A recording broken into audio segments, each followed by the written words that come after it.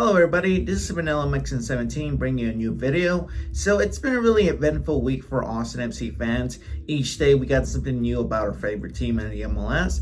So on Tuesday morning, weekend news, Austin FC was invited again to play in the 2025 Coachella Valley Invitational, which will be held 2 weeks before the 2025 season starts, and that is from February 5th to the 12th. And Austin FC's opponents are LA Galaxy, Sporting Kansas City, and Charlotte FC. This is their second appearance in club history to be invited to Coachella. The first time was this year in 2024, in which they played the likes of New York Red Bulls, LA Galaxy, and Chicago Fire.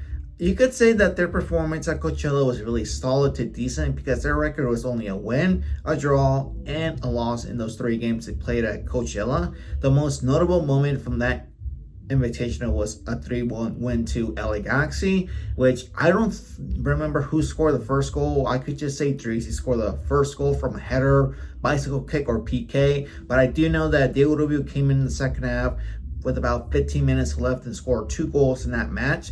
You could say he defeated those 2 goals, but it's mostly preseason goals. The only thing that I was really excited about this win was when we were all celebrating was Jimmy Frakaloon coming in the second half with about 10 minutes left, who changed the rhythm for Austin FC. He was basically, to me, what we need from a winger. He was fast, had a great reaction time, showed up his skills, and assisted to our players. Had good crosses that, was for aerial threat, which is Diego Rubio that did that. But unfortunately, he was shipped off to Austin FC too. But to me, Jimmy Frakaloon was a better improvement to Redes, Finley, and Rigoni, but that's just my own opinion.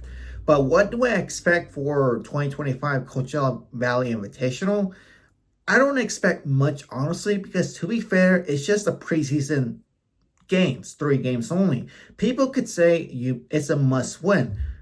I don't want the players to go all out. I don't want them to suffer an injury in this invitational. I know we're gonna bring in half Austin FC players and half Austin FC too, so we're gonna mix it up the entire 3 games at this invitational. But I do hope that this is basically, like I said, a benchmark test for Nico Estevez, because this is basically to test his players out, build the chemistry and find a culture around them, find the form, find their legs, and hopefully he has the final product before the 2025 season starts. And I hope he understands the pros and cons from each result to see what he got right and what he got wrong. That way he doesn't mess up in the upcoming season.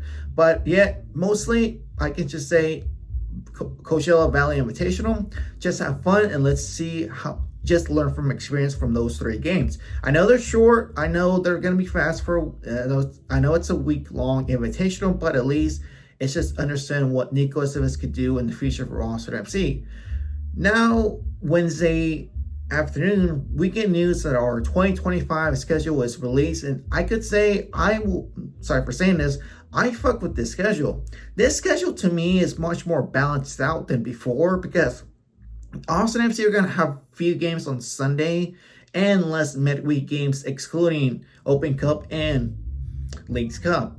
But to start off, Austin FC's first home game of the season will be on February 21st, 2025 against Sporting Kansas City. Then on the road, our first road opponent is Portland Timbers, who, a couple of months ago, we got our first win from a Danny Pereira goal. Then it's back at Q2 against the Rapids, Colorado Rapids, who I don't think we never got a win against them. It's been mostly ties. Let me rephrase myself. Our last game of 2024 was a comeback win against Colorado Rapids. So I retract my statements.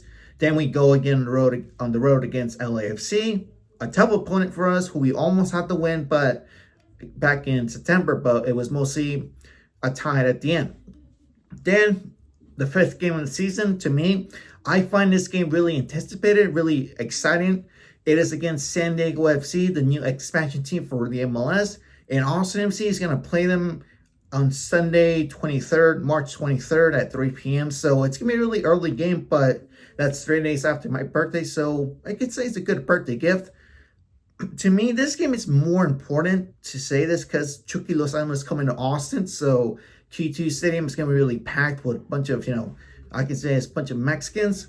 a lot of my people is going to be there. So those empty seats is actually going to make Q2 a sellout streak. So I'm really excited for this all the games I'm really excited for, but against San Diego FC, it's more like I'm really anticipated for this match. So, like I said, good schedule balances out for all of us, and see if it doesn't affect.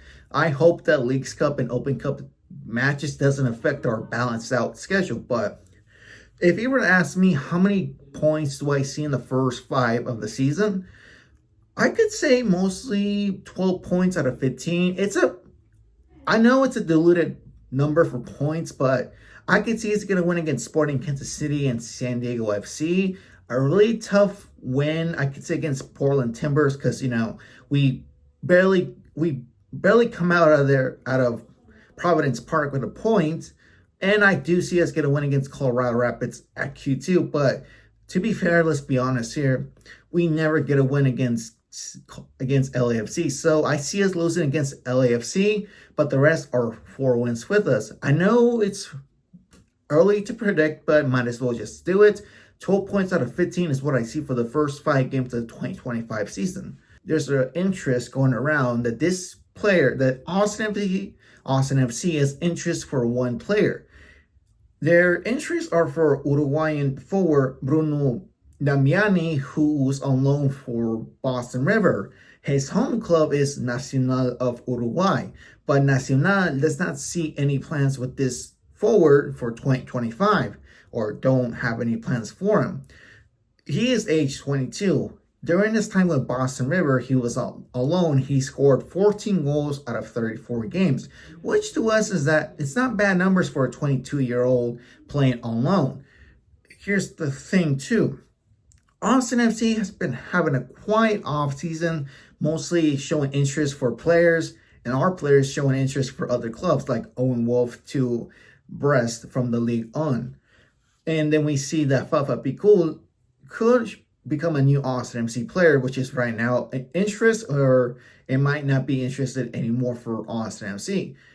The issue is, I think Borrell might go with the option. There's 2 options for 2025.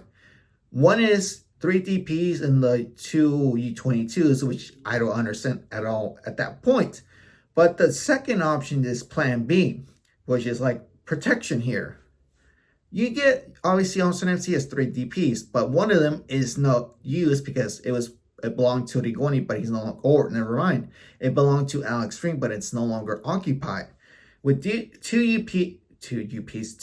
DPs, Austin FC will only have Driussi and Usman Bukhari for that spot in 2025. If Austin FC picks Plan B, it's usually 2 DPs and 4 U22s. Damiani is age 22. He only has that tag until he's age 25, and without that tag, he can either be he will obviously be in an international spot. If we go with that option, Austin FC could get and return $2 million of GAM, increasing the $3 million to now $5.2 million of GAM. So it's basically for Borrell a win-win situation here. You don't use up the U20, you don't use up the third DP for 2025. You only stick with Plan B, which is the 2 DPs and 4 U22s until 2025. But until 2026, you're going to pick a different option, which is basically option A, which will bring in a third DP for 2026. So it's basically money ball for Borrell. Uses the GAM, brings in players on the free, gives them a cheaper salary, and it goes from there. But it's really complicated that Austin FC has not made any moves to bring in new players. We're mostly bringing in players from who's already at that point of retirement. But it does give me an idea that with Bruno Damiani, who's age 22, we're leaning forward for Plan B. But yeah, you guys, I hope you guys understood this video. But again, hope you guys understood this video. My name is VanillaMexican 17, and I'll catch you guys on the next one.